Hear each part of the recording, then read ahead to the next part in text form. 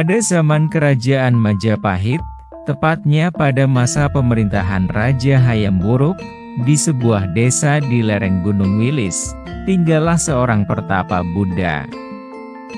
Pertapa tersebut tinggal seorang diri, tanpa ditemani oleh istri dan anaknya. Hanya seorang cantrik, yang selalu setia dan siap melayani kebutuhannya. Tak ada yang tahu siapa sebenarnya pertapa itu, karena sang pertapa menutup jati dirinya. Masyarakat sekitar mengenalnya dengan sebutan Ki Ageng Liman. Mahapatih Gajah Mada mengganti namanya dengan Ki Ageng Liman, agar tak seorang pun tahu keberadaannya. Kepergian Mahapatih Gajah Mada disebabkan kekecewaannya terhadap perlakuan keluarga kerajaan kepada dirinya hingga menyebabkan kematian istri yang sangat dicintainya, Nyi Bebet.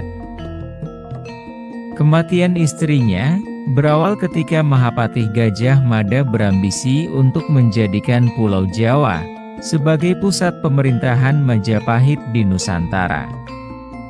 Pulau Jawa harus bersih dari kekekuasaan kerajaan lain, hingga terucaplah Sumpah Palapa yang sangat tersohor.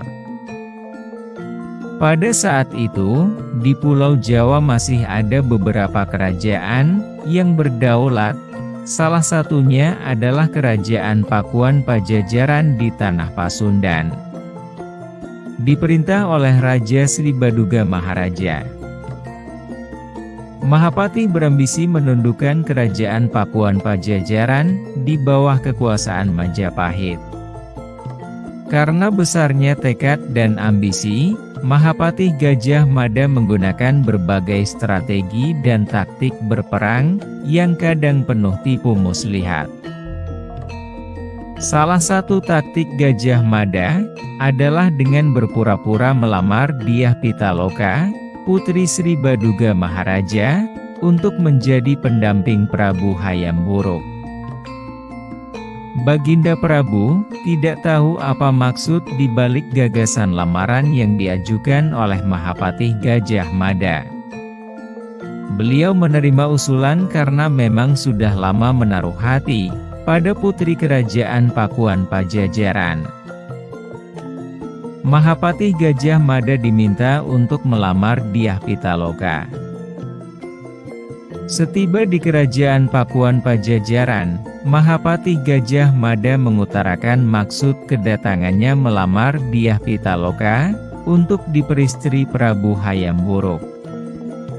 Beliau berharap perkawinan antara Raja Majapahit dan putrinya akan menghapus anggapan bahwa Majapahit menjadi ancaman bagi kerajaan Pakuan Pajajaran.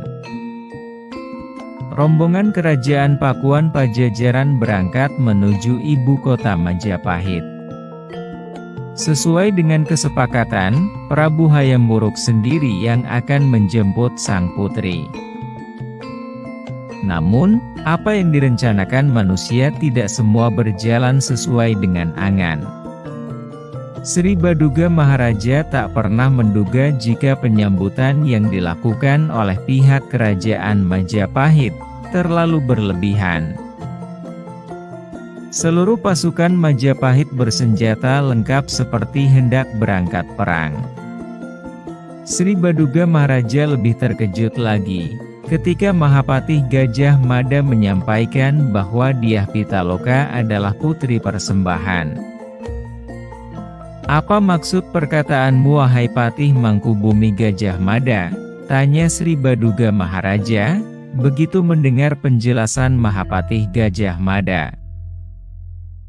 "Ya, begitulah Sri Baduga Maharaja, kami mohon maaf, perlu kami sampaikan bahwa Prabu Hayam Wuruk ingin mempersunting putri Dyah Pitaloka bukan sebagai putri pinangan melainkan sebagai putri persembahan," terang Mahapatih Gajah Mada. Merah telinga seluruh rombongan kerajaan Pakuan Pajajaran mendengar perkataan Mahapatih Gajah Mada. Apa yang baru saja disampaikannya Kebalikan dengan apa yang disampaikan ketika Mahapatih Gajah Mada melamar Dyah Pitaloka dulu. Mereka merasa terhina, terinjak-injak harga dirinya, terancam kedaulatannya, dan tertipu oleh manis kata, serta kelicikan Mahapatih Gajah Mada. Seluruh rombongan bertekad siap mati, demi membela kehormatan negaranya, hingga titik darah penghabisan. Di lapangan Bubat, semua pasukan kerajaan Pakuan Pajajaran gugur sebagai kesatria, termasuk Sri Baduga Maharaja. Dyah Pitaloka sangat terkejut melihat kedua orang tuanya bersimbah darah. Tanpa pikir panjang, dia menghunuskan cundrik yang selalu tersedia di balik bajunya ke ulu hatinya, dan mati seketika. Peristiwa ini dikenal dengan peristiwa Bubat. Sang Prabu sangat berduka atas kematian Dyah Pitaloka. Luka hatinya teramat dalam, beliau menghabiskan harinya dengan mengurung diri. Melihat kondisi raja yang semakin memburuk, keluarga menganggap Gajah Mada sebagai biang keladi keadaan tersebut. Hanya demi mewujudkan ambisinya, Prabu Hayam Wuruk pun harus menanggung akibatnya. Bersama dengan pasukan Tamtama, Wijaya Rajasa, suami Dyah Wiyah Raja Dewi, paman Prabu Hayam Wuruk, berangkat menuju rumah kepatihan untuk menghukum Mahapatih Gajah Mada. Tentara kerajaan Majapahit mengepung kediaman Mahapatih Gajah Mada, berbentuk lingkaran penuh seperti gelang dan tidak ada selanya, serta menggeledah seisi rumah tanpa memedulikan keberadaan Nyi Bebet dan Aryo Bebet. Nyi Bebet sangat panik melihat banyaknya prajurit dengan perangai yang kasar mengepung rumahnya. Dia takut kalau suami dan anaknya dibantai beramai-ramai. Di tengah kepanikannya tersebut, Nyi Bebet melihat sekelebat bayangan putih yang mirip suaminya, Mahapatih Gajah Mada, berpakaian serba putih tersenyum kepadanya kemudian terbang menghilang. Nyi Bebet beranggapan itu adalah roh suaminya yang berpamitan padanya. Hatinya menjadi tak karuan. Tanpa pikir panjang, Nyi Bebet menghunuskan sebilah cundrik, yang selalu terselip di balik setagennya, dan menghujamkannya kuat-kuat tepat di ulu hatinya. Kematian Nyi Bebet jelas tidak diperhitungkan oleh pihak kerajaan. Pengepungan yang sebenarnya hanya untuk meminta pertanggungjawaban Mahapatih Gajah Mada mengenai kesalahan strategi, berujung pada kematian Nyi Bebet, orang yang tidak ada sangkut pautnya dengan permasalahan sebenarnya. Sebagai seorang patih Mangkubumi, Gajah Mada memiliki kelebihan jauh di atas rata-rata orang biasa. Tetapi, beliau memilih melarikan diri, karena beranggapan untuk apa berperang melawan prajuritnya sendiri, tentara kerajaan yang sangat dicintainya. Namun begitu, beliau juga tidak mau menyerah. Mahapatih Gajah Mada pergi ke suatu tempat di lereng Gunung Wilis dan mengasingkan diri. Di tempat itu, kali pertama ia mendapatkan Piandel. Tempatnya yang terlindung dari pengamatan, banyak lembah, ngarai dan perbukitan yang menjulang, serta hutan belantaranya yang lebat ditambah banyaknya air terjun. Menjadi tempat yang tepat untuk menenangkan diri, menyepi, dan berkomunikasi dengan Sang Maha Pencipta. Kini setelah beliau merasa cukup, untuk menghentikan ambisi sumpah palapanya, hendak dikembalikannya Piandel tersebut, karena beliau ingin perjalanannya menuju sumber dari segala sumber, yang ada tanpa gangguan. Kejadian yang begitu rupa menimpa Mahapatih Gajah Mada, dan keluarganya membuatnya terus bertanya-tanya. Semakin merenung, semakin merasa kasihan pada Nyi Bebet, istrinya.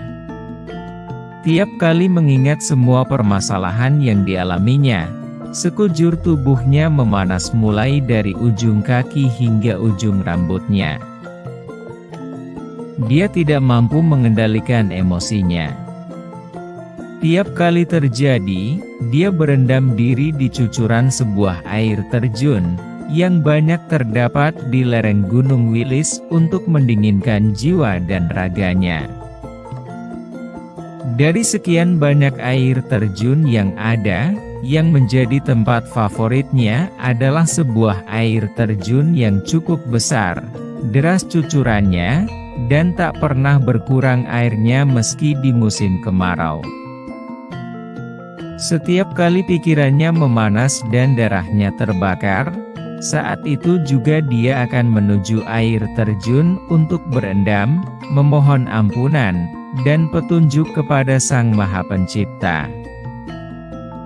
Sang Duda baru beranjak dari tempat itu, jika pikiran dan hatinya telah jernih kembali, dan nalamnya telah dapat menerima segala garis yang ditentukan oleh Sang Pencipta. Karena seringnya Ki Ageng Liman, yang telah duda, berendam di satu-satunya air terjun kesayangannya itu, masyarakat sekitar menamakan air terjun tersebut air terjun Sedudo. Artinya, air terjun yang sering digunakan untuk mandi dan berendam oleh seorang duda, yaitu Ki Ageng Liman yang tak lain adalah Mahapatih Gajah Mada, yang ditinggal mati istri tercintanya, Nyi Bebet.